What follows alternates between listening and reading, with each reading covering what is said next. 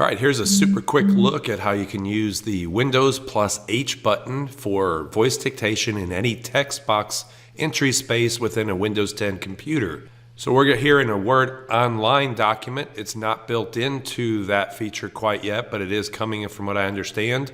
If I click right here though in the box, and then I just on my keyboard press down Windows and H, you notice that right up here it says that it is starting to listen.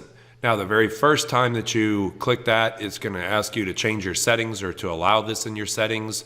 After that, though, it just pops up just like you saw on my screen, and you can tell that it's trying to record this and dictate it as I speak on the fly. It does change as you go, and so you'll see the kind of running cursor. As soon as I pause, though, it will finish all that text out for me. And there you have it. That's exactly what you would have to do. And this works in any text entry space. So I can even come up here into the URL address window. I just click the button again, espn.com. And then I can hit enter. It turns off the voice dictation and it takes me to ESPN. So that's a quick way that you can see Windows plus H in action. Voice dictation on Windows 10 computers works in any text entry space on that computer.